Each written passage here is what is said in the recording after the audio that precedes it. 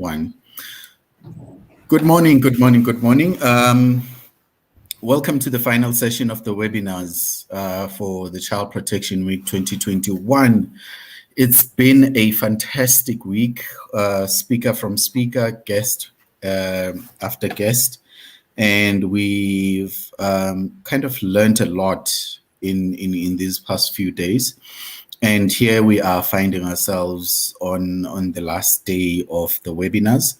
But as we know, the Department of Social Development, who are the custodians of the Child Protection Week campaign or awareness campaign, have decided that it is going to be a 365 initiative. And so we will then tag along on that, and during the course of the years and weeks and months, not years, and going forward, we will also throw in some webinars and some sessions so that we can keep the conversations going. To everyone who has been tuning in ever since day one and has participated, we thank you. To everyone who is going to be watching these clips, to be watching these videos and learning from this and listening, we also thank you. Please do send us your comments, your input, your suggestion, partnerships, because on this journey, we're not traveling alone. And we will not make any impact if we think we can do this by ourselves. So finally, from my side, I want to say that as dads in the picture, what we also want to make sure of is that people understand exactly what we stand for. Even though the name says dads in the picture, the focus is on the child. The focus is on the best interest of the child. We are saying every time a child has to reflect back to their life, they must always see dad being in the picture. That whether dad was a present active father or an absent but present father, dad was always there. Dad has always played a role, and dad continues to play a role, whether deceased, alive, or wherever he is. So let us then remember that as we go forward, that whatever we are doing, it is for the best interest of the child. You will see in our conversations, our focus is simply about the child. How we help the dad to be a wholesome being, an imperfect being working towards being perfect, even though we can never get to the state of perfection, but we are working with the dad to help him be a positive male role model, to be a positive parent, and to be a wholesome individual, because it also starts with relationships. It also starts with who we are and how we see ourselves as men. So I'm not going to take the screen by myself. I'm not going to hog the platform. I'm going to bring in one of the men who have been running with this, who have been very supportive, the visionaries behind Dads in the Picture, and that is none other than Daddy Mesh. Daddy, welcome. Morning, Daddy. Morning. Thank you so much, and thank you to everyone who's watching. And yes, thanks for an excellent message on this morning. Yeah. So before we even get to bring our guest online, I'd like you also to share your closing thoughts for the Child Protection Week. But again, as we know, it's not ending now. It's then going to be a continuous process, a continuous engagement, continuous learning, as I've alluded earlier. What are your closing thoughts? I believe that we've come a long way. We've come a long way as communities. We've come a long way as men. We've come a long way as parents, as far as ensuring that children actually are put in the center of what we do. Children are put in the center of what we plan. I mean, the minute you decide that I'm going to have a child, beyond that, it's no longer about just you. Yes, it's about you making sure that you are well and able to take care of the child, but it's more about the child who has never really asked to be here. We made a choice, be it that that choice might have come at a moment of not your choosing, but you made the choice nonetheless to bring this child forth. And the African saying that it takes a village to raise a child, we as a fatherhood movement, we saying that we're not just looking at the biological father, we're not just looking at that stepfather, we're looking at the uncles, we're looking at the teachers, we're looking at the pastors, we're looking at the neighbors, we're looking at every man that is really in the same space, the shared space with the child, to say you have a responsibility. And we've seen mothers do it. We've seen mothers, win this battle. We've seen mother, get challenged on this road. It's about time that we actually put the father back into that. We have to also understand and take, the necessary acknowledgement of the challenges that fathers could face, the challenges that uncles could face, to say they might not be able to be in the picture that as in a way that they want to be. But we are saying they have to fight tooth and nail. They have to get into the understanding and the mentality that their presence is not optional. Their presence is critical for the well-being of our children. So yes, today as we continue with the webinars, I am happy and I'm proud of the team that God has has brought into my life from this vision, making sure that this vision actually comes forth. If it wasn't for the team that I've been working with, this week's series of webinars wouldn't have been a success. And I'm already saying it's a success because I believe all we're doing in these webinars is in good faith, and all we're doing is bringing in the right voices. I mean, from bringing in the psychologists, from bringing in the experts in the field of bullying, and to now joining together with the Department of Justice, the Office of the Family Advocate, in wrapping this. It's by the grace of God that we are here. And I'm happy. And on that note, let the discussions for today continue. Thank you, Daddy. Yes, thank you, Daddy. I will then hand over the reins to you, and we will bring in our guest. Good morning, Daddy Mosiwa. How are you? Fine and good. Daddy Kekana, how are you? I am very well. I am very well. You are a dad. You're an advocate. You're a leader. You. To us, you represent so much more than just. You're a friend as well. I mean, just about 2 weeks ago, we were together in Polokwane. Yes. And I definitely enjoyed that time we spent together. I'll just give you a moment to introduce yourself to all the viewers, because now on this webinar, we're planning to make sure that this material is available to everyone over time. So we need to make sure that everybody understands the effort that we've put in. They understand the context of the discussions as well. Just take a minute to introduce yourself, Daddy.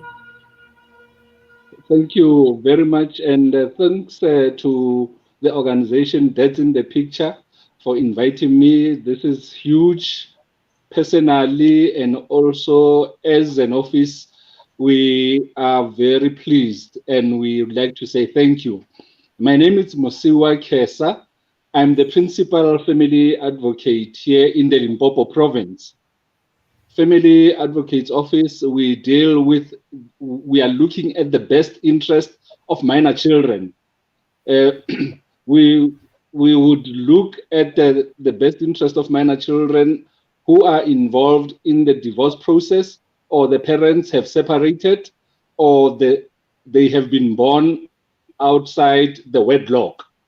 So we are looking at the best interest of minor children. We are not representing the parents. We are representing the best interest of the minor children. So we have been engaged with that in the picture before. We've had meetings with them, not only in the province here, but nationally in most of our offices around the country, and especially at our national office, the head office in Pretoria.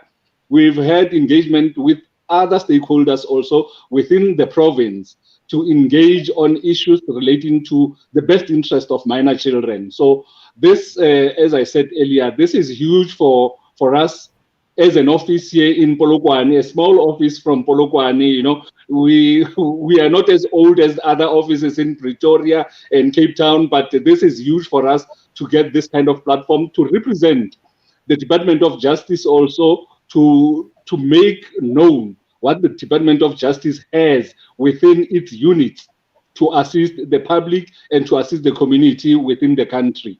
Thank you very much. Absolutely, Daddy. The minute you say you are, from the Office of the Family Advocate, I can already, see some of the viewers actually thinking, yeah, this is the person to talk to. And now I'd like us to touch on the one aspect. You mentioned the best interest of the child. And that, I think it's something that we all want to sing and aspire to, but do we even understand it? So in your own words, what would that entail, the best interest of the child? The best interest of the child entails quite a lot. It is not only one aspect that we are looking at. We are looking at the well-being of the whole well-being of a child. It would be the physical well-being, the emotional well-being, the spiritual well-being also. The Family Advocate's Office gets in and also assists the parents to make certain that those kind of interest within the child itself are well taken care of. Although the Family Advocate's Office facilitates and try and assist the parents who are coming to our offices to make sure that those interests of the child are actually well taken care of by them, and also as we are an office within the Department of Justice, we are the eyes and the ears of the court, and the court are expecting to hear from us.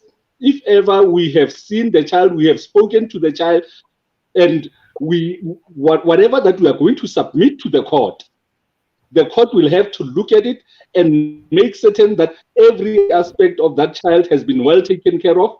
That is why, again, just to step aside a bit, if the parents are in a divorce process and there's an aspect that relates to the child that has not been sorted out, the court will refer the matter to the Family Advocate's Office and say the issue with regard to the child needs to be sorted out.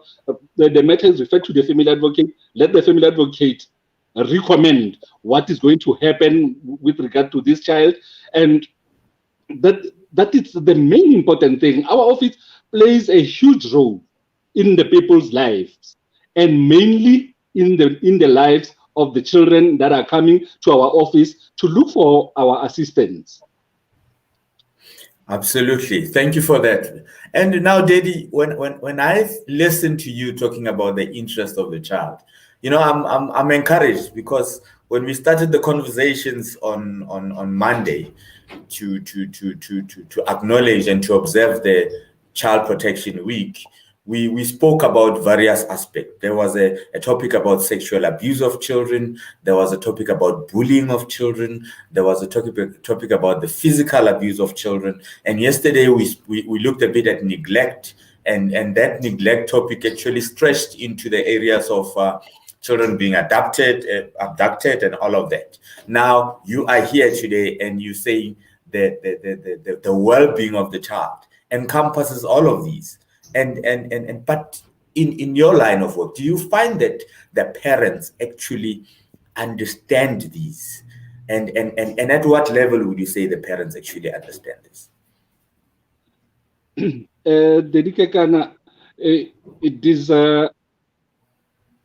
I wouldn't want to say unfortunate, but it's a bit concerning that we have parents. Our office deals with those kind of cases, and we will find ourselves, me as Mosiwa Khesa, separating or in the process of a divorce with the mother of my children, and I will come, or she will come to the office and claim that she has the best interest of the child at heart.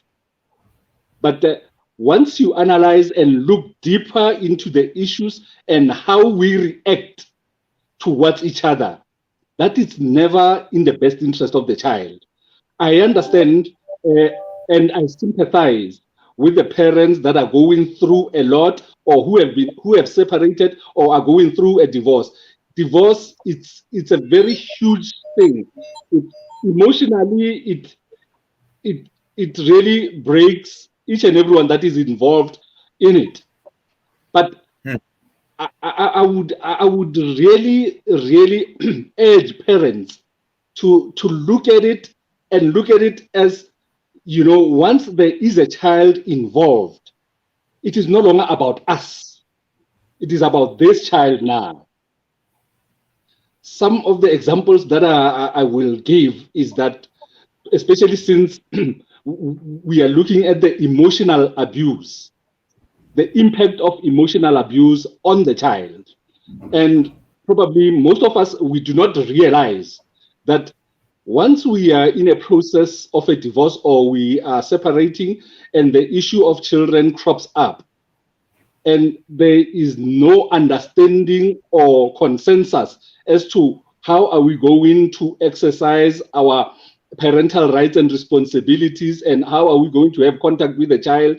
Now we bring up our own personal issues, and we make the whole issue now not about the child. It is about us now as parents, and the impact that it does on our children.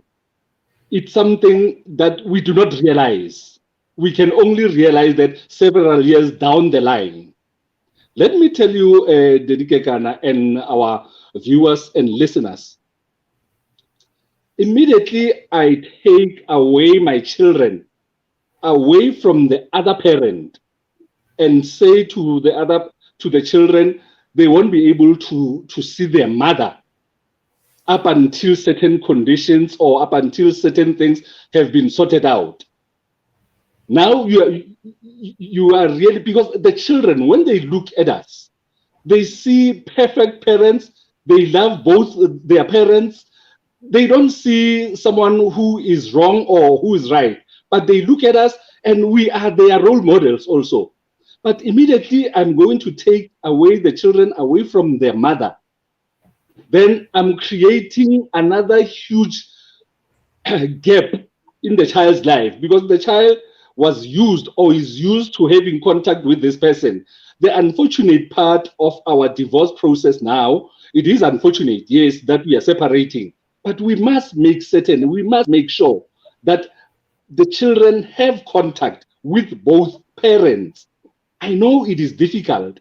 I have seen with the cases that we are dealing with, it is very difficult.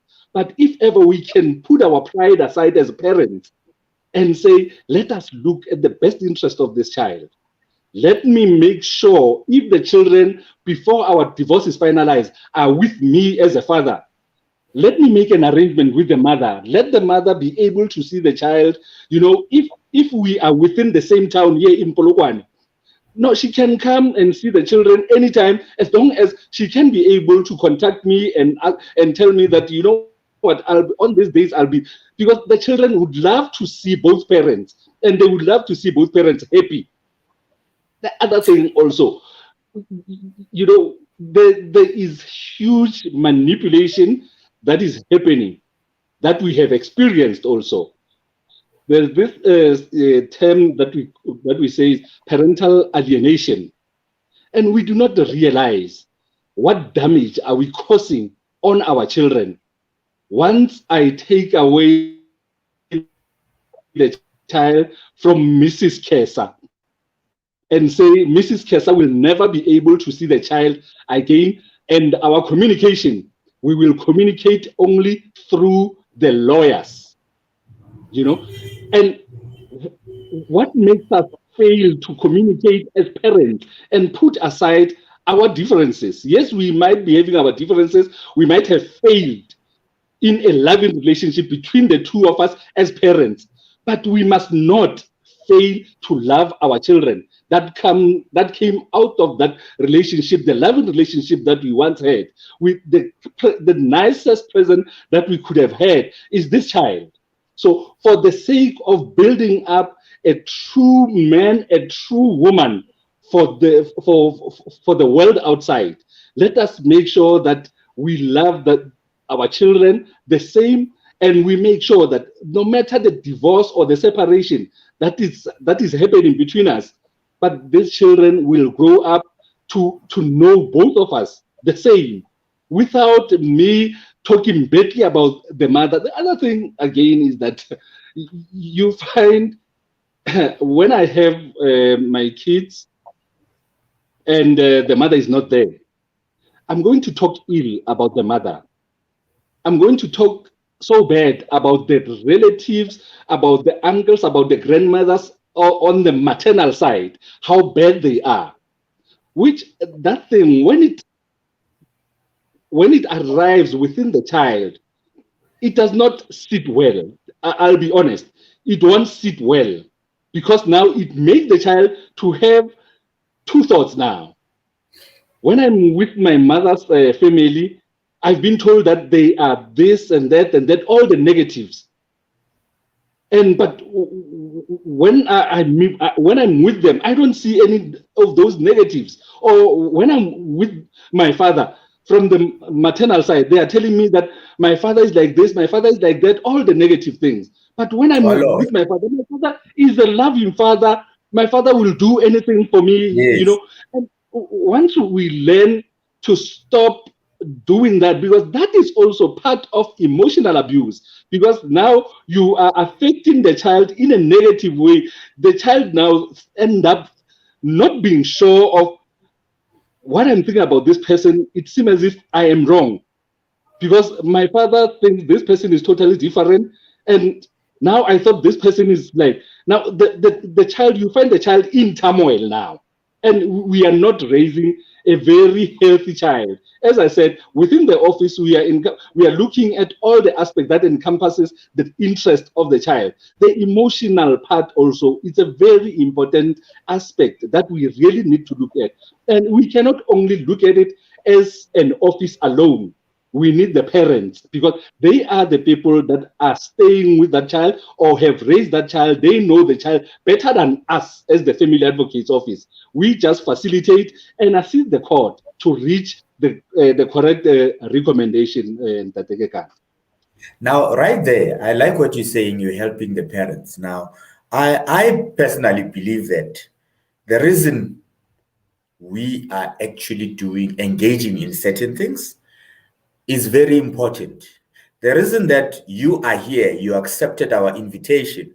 The reason that, as that's in the picture, we have a relationship with the Department of Justice. I mean, just to touch on that, we understand that you sort of are at the tail end of the dissolution of a marriage or of a relationship that's failing. So we are very interested in how you actually assist, going forward.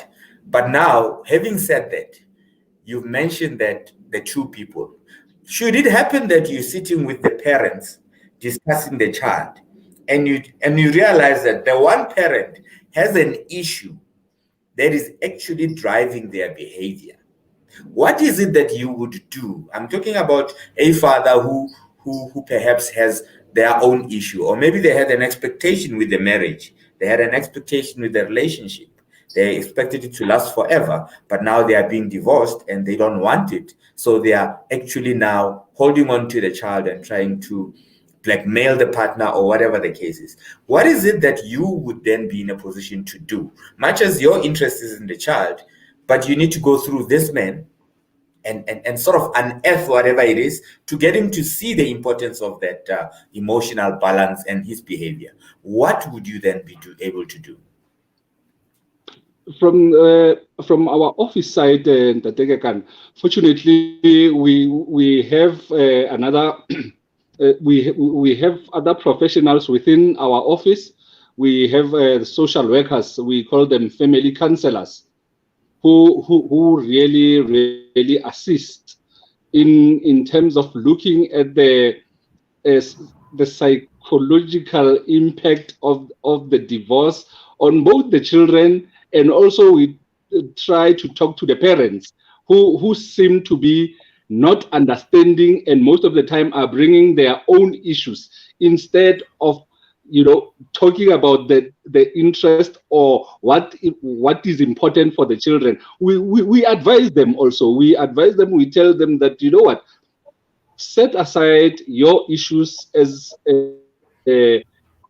Mrs. Khesa, set those aside. Look at yourself now as a parent to your child. What are the issues that will impact on this child which are coming from your side? Look at that. Let us not bring your issues. Yes, we know that your marriage failed or the relationship failed, which is unfortunate. You would have loved to have a, a very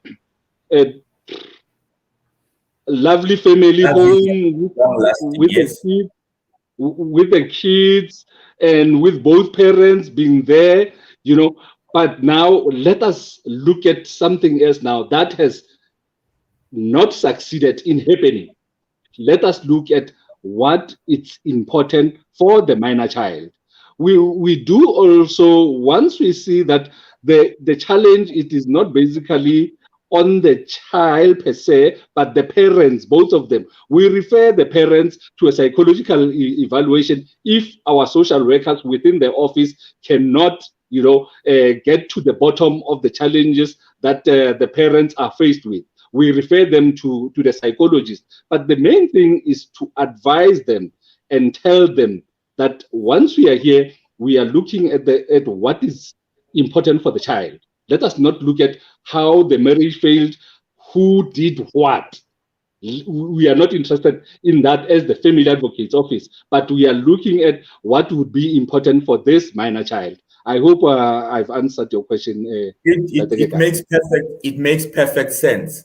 But now I think the challenge that I've picked up with most dads is that even a few moms that have approached me is that they feel that they were not treated fairly. So now I'd like us to speak to the aspect of when the decision is made in the interest of the child to place the child either with mom or dad. Is this now based on the two individuals, or is it based on the two individuals and their circumstances? Meaning, if the two individuals have moved out of that home and each has moved back to their parents' homes, for instance, do we then involve what is it that's happening in those homes, or are we just interested in these two individuals? Because I'll tell you what, there's been certain cases of abuse that has happened from the uncles, from the grandfathers, or from even the neighbors, and all of that. So by the office actually placing a child in one of the two families, they're actually endorsing in a way that this one particular family they are placing the child with, will take better care of the child. But is the groundwork done? To what extent is that groundwork done? Because it's not just about me and my wife anymore. It's about the fact that the child comes and stays in my home, and I've got a brother and I've got a grandfather. Two of them don't work during the day. They abuse the child. All of those things. How I don't know if that makes sense. Yeah, thank you. Yes, it makes perfect sense. It makes perfect sense, and I understand the question. I further understand the frustration also of people who have dealt with our office, feeling like, there was no thorough investigation done. There was somewhere, I saw one of the messages here, which I acknowledge, but it is not all of us that are lazy and biased. We try our level best. Yes, here's the message that says we are lazy and biased. I saw that too, yes. No, correctly so, but it is not all of us who are sharing the same perception and the idea. But again, we advise our colleagues within the offices, and when we meet also as the national management within the Family Advocates Office, that we really need to do a thorough work. Because one mistake or one challenge that could be impacted, that could be received or done by one of the offices around the country is going to impact negatively on the whole structure or the unit of the Department of Justice. But there are many of the cases which have been we have been able to successfully mediate and successfully investigate, and you find yourself parties coming back and say, you know what, you really assisted us, and we really appreciate the effort that the Family Advocates Office has done in dealing with this kind of matter. Yes, definitely there are those cases that will sift through the net, that we could have done much better in dealing with them, and we are increasing our alertness, we are increasing our investigations on some of those, and we will continue to make those kind of improvement to make sure that the office is viewed as an unbiased office, as the office that definitely looks into the best interest of the minor children. To get back also to the issues of, once two parents, are we looking at the two parents only, or even their circumstances? We go deeper and look into their circumstances in Kekana. We have the thing called the home visit that is done by the office, especially once there are allegations that would come out to say, at Mosiwa's house or place, this is the kind of a place that is, there are certain things that are happening there that are not good for the children to see or to be around.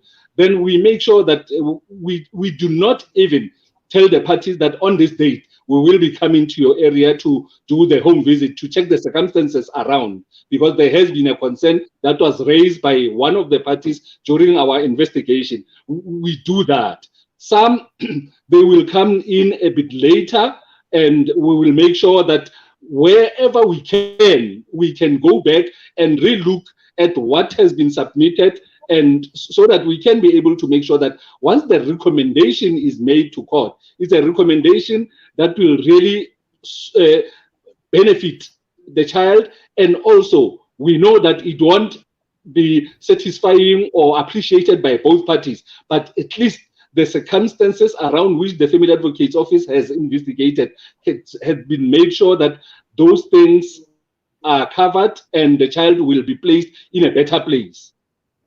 To come back again on the issue of the recommendation within the office, parties should be aware that we are not the final arbiter.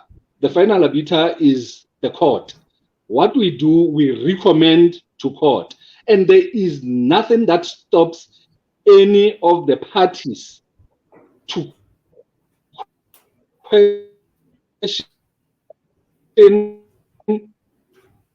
and also to dispute whatever the social who drafted the report, because the family advocate bases his or her recommendation. Okay.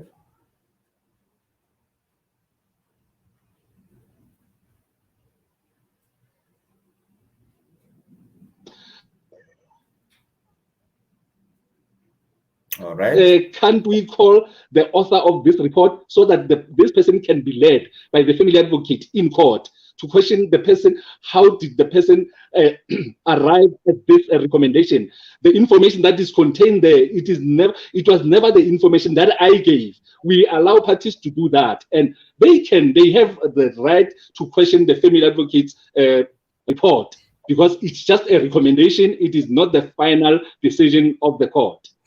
Daddy, thank you so much for that. That's a mouthful. Just to wrap on the point of what you do, when faced with a case, and what you do at court and the recommendations. Now, is there a process, a system through which a complainant, somebody who feels they've been wronged, can actually go through without necessarily going back to the very same office or going back to this very same individual that had actually perhaps misrepresented the information? Meaning, we're talking about being realistic and to say, is there, for instance, can a complainant send an email to the office of the family advocate and actually have that tracked to say, this mother complained on this day about what and two, and as you were saying now, perfect example. There's an issue where the child has been placed. I want to report that so that it can be looked at. Does that then not fall in the cracks of the case? Is there a way that you can, I mean, a lot of fathers complain about that, to say, no, I presented myself, this didn't happen. I know of a father in Hammanskraal who has been to court 5 times, and in the 5 times there were 5 warrants of arrest issued against the mother. I know of a mother who's been to court twice and 2 warrants of arrest issued against the father, and nothing happened. As you say, you're not the one who's making the final decision. But seeing that I came through to the court, I was referred to you as a mother and a father about the child. Is there a way of tracking where the wheels fell off? Is there a way of saying, okay, now you complained about this particular issue, these are the steps we took, detailed? Does the father have access to that, so that we quieten the noise that comes about the office being lazy and biased and all of that? Just quick sum up on that. Yes, thank you, Daddy. Within the office itself, as the principal family advocate, we have within the office a senior family advocate. At present, I'm seated with one of the complaint with regard to what was done with the matter of one of our clients. So the report, I'm still awaiting further details from the head of the office, the senior family advocate, which she will be able to send through the information as it has been gathered from the person who dealt with the matter. So I'm not at once involved at the initial complaint, but the person who complains can send me an email. Then I will request to get the both side of the story from the person who dealt with the matter initially through the supervisor of that person. And if the person feels that I am still not satisfied, not happy with what Khesa has found and the response of Khesa, the chief family advocate is there for me to report to her of what transpired. The details are readily available. The person can write an email to her and indicate that I'm not happy with the Polokwane or Toyando office. I've spoken to Khesa, I've spoken to someone who dealt with my matter, and I'm not happy with the response. Then that is how the person can escalate the complaint. Others, we do not even, I do not know about those complaints. I only hear about them once the chief family advocate sent them through to me and said, can I get an information of what is happening with this matter? Because there's a complaint from your office with regard to how your people or your colleagues within that office dealt with the matter. So we have an open book on how we deal with our matters and the complaint also. But again, the issue with regard to the reports, I would advise our listeners and our viewers, the report, as I indicated, is just a recommendation. And if there is something that needs to be argued, that could be argued in court before the court makes the final decision. If there are the circumstances change or there are issues in the report that you do not understand before the matter goes back to court, the person can bring the report back and say, I do not understand how did this information get in this report because I never said any of those words. This is something that was created by someone, it is not me. Then the person who dealt with the matter will have to respond to that through the head of the office and me as the principal family advocate, because we want to make sure that any report that goes out of our offices is the report that is reputable, is the report that one can rely on even in court, and one can be proud of that. The best interest of the child and the circumstances of both parties have been taken into consideration, and the recommendation is based on facts that were gathered from both parties. And also, one of the important things, once the child is at the age that the age where the child can be able to make his or her own opinion, and also make sense once we talk to her through our family counselors, the voice of the child, because there must be a voice of that child in our report that goes to court. 100%. That makes perfect sense.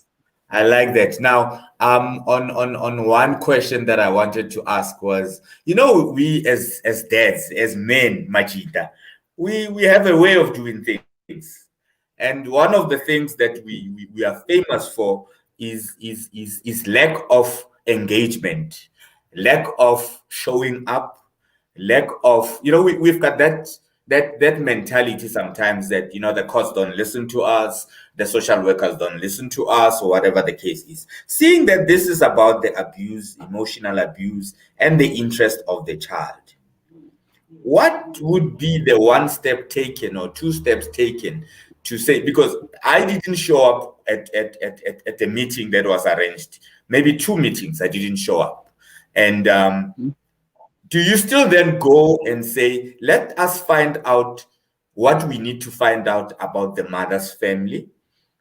Or do you then go and say, the mother is the only one who's here, so clearly she's the only one who's prepared and is the only one available, whereas I'm battling with my little demons on the side?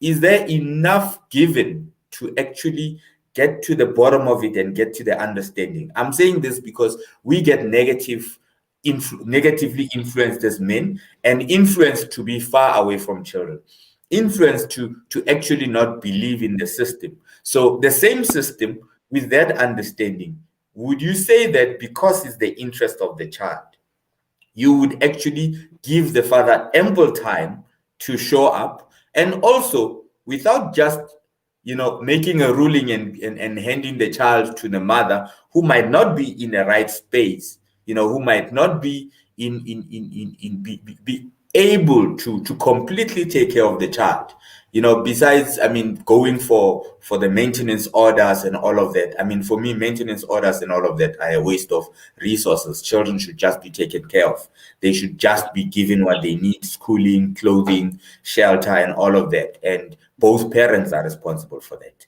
Now, if the father hasn't showed up, what is it that happens at that point? Like for our appointment with the family advocate's office, we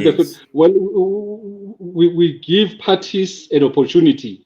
If the father does not pitch up for the first time, we do not finalize the matter and close the matter. We give parties an opportunity to make sure that we have tried all we could from our side.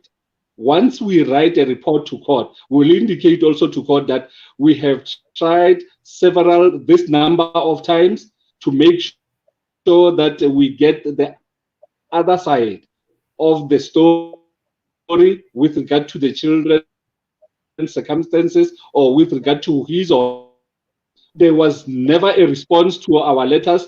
We went to the place because we go to an extent of going to where the parties are. Our messenger driver within the office make sure that both parties have the appointment letters and they are given.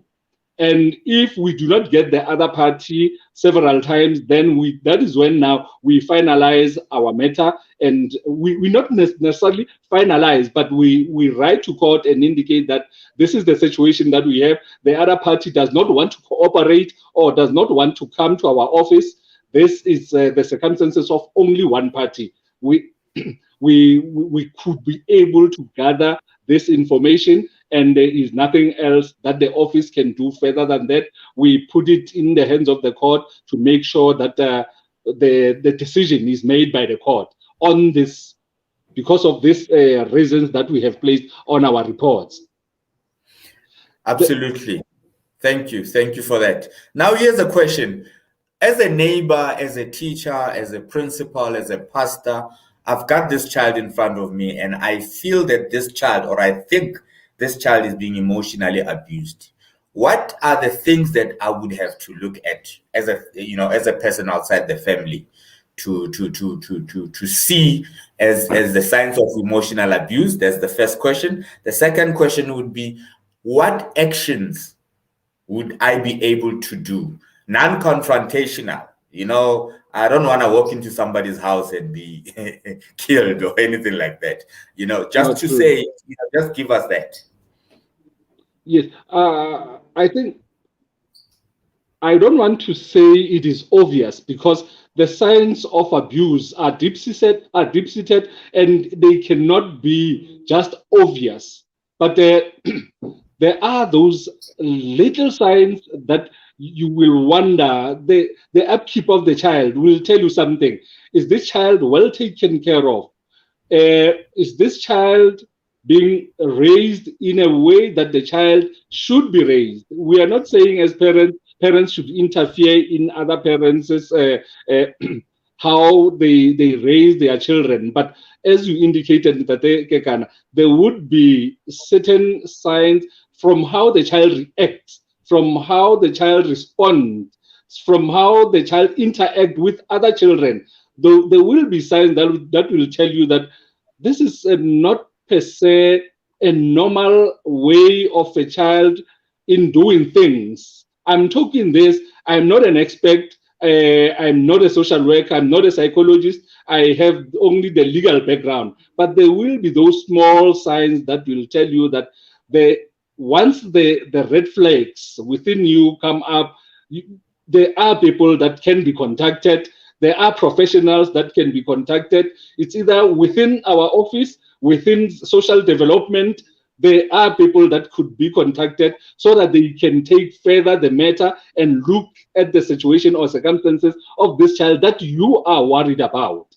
And I would encourage parents who are seeing that, make sure that we report those, especially to the social workers, to DSD. Within our areas where we are staying, there are offices that are focused on our areas, especially within the Department of Social Development also. Our office, much as we look at the cases that deal with, that comes out of divorces and separation and children who are born out of wedlock, but there won't be any harm in requesting to say, family advocate, through your social workers, can't you assist or direct me to the right place to look at this situation? I'm worried about Mosiwa's child or so-and-so's child. Thanks, Daddy Kekana. Absolutely, thank you. And then on that note, now I'm thinking from a child's point of view. What happens if a child feels like they are not being treated fairly at home? What happens if the child feels like the parents are actually unfair and unjust? Perhaps it's that little sibling rivalry and all of that, and the child feels like, I'm emotional. We've just been through a few incidences of children committing suicide, which I think it links nicely with the emotional abuse of children and the hurt that they go through. So what can they do, these young people? Because I can see where I can come in and report this matter, but except for what one of our dads, Daddy Dani, does, he runs a child wellness program where the children can actually send an SMS or a WhatsApp to a number, and that number is routed to the police station. But this child who is sitting in Leboa Khomo, who is feeling so terrible to a point where she feels life is not worth it, what would you say to that child? Before I can respond to that, Daddy Kekana, it is very important. It is very, very important that we as parents, we have a very close relationship with our children, so that they can be able to confront us and come to us if ever they are encountering a certain kind of a challenge. But to respond to your question, the child that experiences that, there are people, as I indicated earlier, there are people, professional people like your teachers, the pastor at church, the community leader, if ever you are within the local organization, the leader within that organization, you can open up to that person and tell that person, these are the issues that I'm faced with. If within the schools, our schools now, we do have social workers within, or we do have people who are looking at the interest of the children when they are within the school. The principal is there. Go to the principal, inform the principal. This is the situation at home. These are the challenges that I'm faced with. This is what is happening to me, and I'm looking for assistance. The nurses within the local clinic also, I think they are open to that also. The social workers, I think the police also, if you are within the vicinity or going to the police, that child, that as I've seen Bernard Sitole has been indicating that with regard denying another parent's access is an emotional abuse, definitely. And I would like to urge a parent, I know it is frustrating, it is a challenge when you are being denied access to your child, but I would urge those parents who are doing so, because it is very important that the child maintain the relationship with both parents. Your separation and staying far apart breaks that child, but now denying that child access to either of the parents, it's more than now killing that child emotionally now. So the parents need to make sure that the child maintain contact with both of them, even if they are separated. They need to make sure that contact with both the parents is maintained. That is what I would like to urge the parents to do. 100%. I think yes, it's a topic we'll have to discuss with the social workers in DSD and all of that. But we really appreciate the efforts that you are putting in.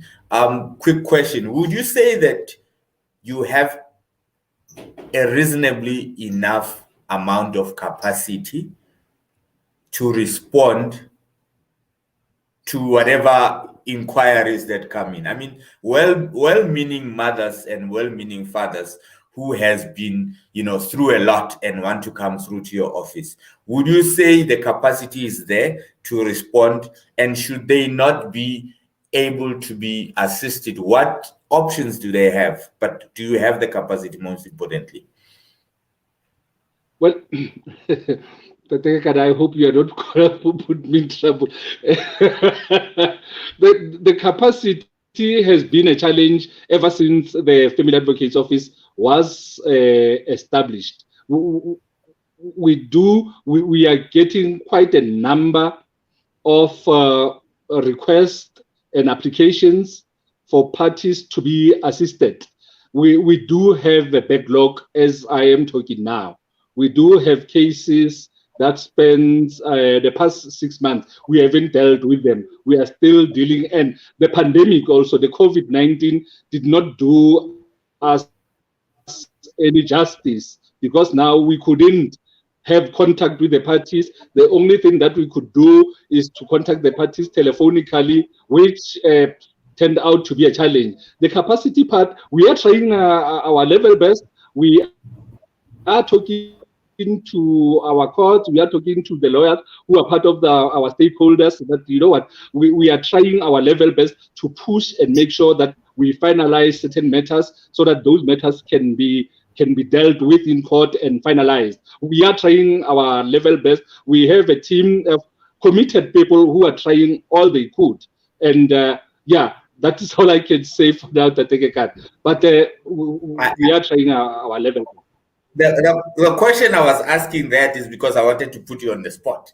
But more importantly, I want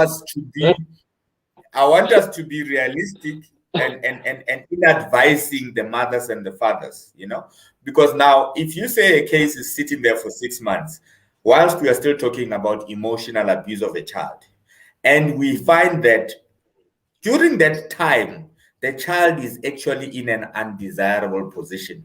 The child is actually, the abuse continues. Earlier in the week, Daddy Danny spoke about alienating a child from the other parent as being abuse of the child, emotional abuse of the child. So right there is bullying the child. So the bullying continues. What would be your advice to the parents who is sitting there feeling the process is taking forever, the child is being bullied? What would be your advice to that person? How can they, I don't know, help the situation if they can? No, sorry. We do have instances in place wherein we can say, in the interim, before this matter is finalized, the situation can be averted, or the terrible situation can be averted in this way. What can we do as the Family Advocates Office to assist you as the parent who are involved in this kind of a situation? What can we do in order for us to assist this child who is in this terrible, or the place that you feel that it is not desirable for a child to be in? Definitely, we do talk as colleagues in the office, delaying, as the word say, justice delayed is justice denied. Definitely, we feel that we cannot hold people to ransom, because with their matters being here, not being finalized, it's like we are holding the lives of those people to ransom. So let us make sure that we finalize. But in the interim, to respond to your question, we are saying, let us look at the temporary arrangement that could be done in order for us, not as dire as we had found it, but for now, arrangement, that is what we usually do. 100%. Thank you so much, Daddy. Thank you very, very much for engaging us. We appreciate it.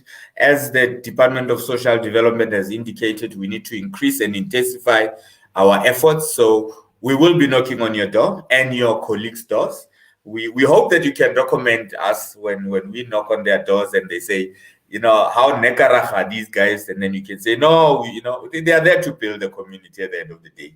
We really appreciate your effort and the partnership with your office. Any last words? We've got a minute left before Daddy Zibuse comes back. No, thank you very much. And I would like to urge parents, our office door, as the Department of Justice office, our doors are always open. Personally, my office is always open. Any person who'd like to get any advice, I will show the person in the right direction. Any issues that you might be having with the matter in the office, my door is always open, my phone is always open. The person can contact us, and definitely we will see to it on how we can be able to assist. But thank you very much, and I would like to see this kind of partnership, not only with Dads in the Picture, but with all of the organizations that are dealing with the best interest of the children, so that are engaged with our office, so that we can make sure that we create a better world for these children who are really our future. Thank you, Tate Kekana. Much appreciated. Thank you, Daddy. Daddy Zibuse, I really thank you for setting up and for managing all of these sessions. Over to you, Daddy. Thank you, Daddy. Thank you, Daddy Khesa, for your participation and for your time. Your office tells us a lot that you are a very important person where you are. And we shall not keep you any longer, but we just wanted to say thank you. And as Daddy Mish was saying, we will be coming knocking at your door. And when we come knocking, we come knocking. But we do appreciate your time, and thank you, Daddy. Thank you very much. Thank you.